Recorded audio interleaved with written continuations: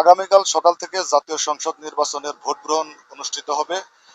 জেলায় এই ভোট গ্রহণকে কেন্দ্র করে নিরাপত্তা ব্যবস্থা জোরদার করা হয়েছে। সেনাবাহিনী, বিজিবি, র্যাব, পুলিশ, আনসার সহ আইন শৃঙ্খলা বাহিনী বিভিন্ন এলাকায় তাদের টহল জোরদার করেছে। এরই মধ্যে গতকাল সন্ধ্যার পরে জেলা প্রশাসকের বাসভবনের সামনে একটি ককটেল বিস্ফোরণ হয়। এই ঘটনায় কেউ আহত হয়নি, তবে এলাকায় এই ঘটনায় বেশ আতঙ্ক ছড়িয়ে পড়ে এবং এটি নিয়ে আসলে প্রশাসন বলছে যে এটি একটি বিচ্ছিন্ন ঘটনা। তবে ভোট যাতে নির্বিঘ্নে এবং সুষ্ঠুভাবে হয় সে ধরনের সকল প্রক্রিয়াই প্রশাসনের পক্ষ থেকে নেওয়া হয়েছে। এই ছিল গোপালগঞ্জ থেকে আমার কাছে সর্বশেষ। যশোরের 824টি কেন্দ্রে নির্বাচনী সরঞ্জামাদি পাঠানোর কাজ চলছে। সকাল থেকেই নিজ নিজ সহকারী রিটার্নিং অফিসারের কার্যালয় থেকে যে ভোটের এবং নির্বাচনের সরঞ্জামাদি সেটি বুঝে নিচ্ছেন প্রিজাইডিং অফিসাররা, সাথে সাথে লোকবল নিয়ে তারা ছুটছেন কেন্দ্রে।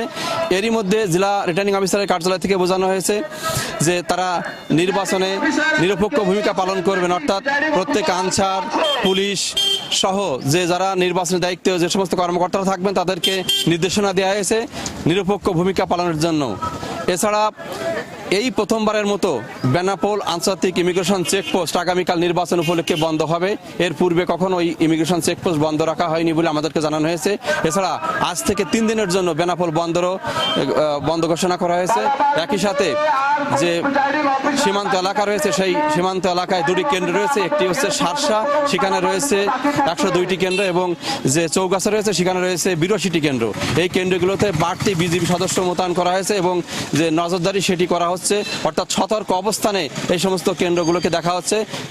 গতকাল যে প্রিজাইডিং অফিসার তাদের যে নির্বাচন উপলক্ষে যে মত বিনিময় সভা ছিল সেখানে নির্দেশনা দেওয়া হয়েছে যে কোনোভাবেই নির্বাচন যাতে প্রশ্নবিদ্ধ না হয় সে ব্যাপারে তারা সতর্ক থাকবেন। আমরা দেখেছি যে প্রিজাইডিং অফিসাররা নিজ নিজ কেন্দ্রের জন্য যে মালামাল সেটি বুঝে নিয়ে এরই মধ্যে কেন্দ্রে যেতে শুরু করেছেন। অনেক কেন্দ্রে তারা পৌঁছে গেছেন। আজ রাত থেকেই তারা এই কেন্দ্রে অবস্থান করবেন।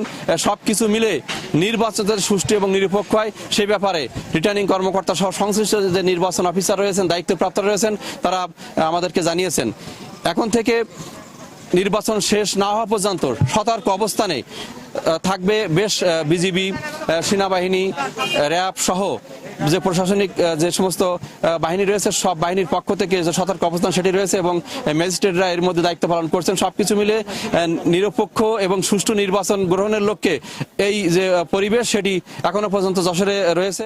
আমি এই মুহূর্তে রয়েছি ঢাকা 19 আসনে সহকারী রিটার্নিং কার্যালয়ের সামনে। এখানে কিন্তু সকাল থেকেই নির্বাচনের দায়িত্বে যিনি যারা দায়িত্ব পালন করবেন আনসার, বিডিবি, পুলিশ সদস্য, তারা কিন্তু তাদের নিজ নিজ কেন্দ্রে পৌঁছে গেছেন। আমি এই বিষয়ে কথা বলেছিলাম এখানকার যিনি সহকারী রিটার্নিং কর্মকর্তা জনাব সাইফুল ইসলামের সাথে।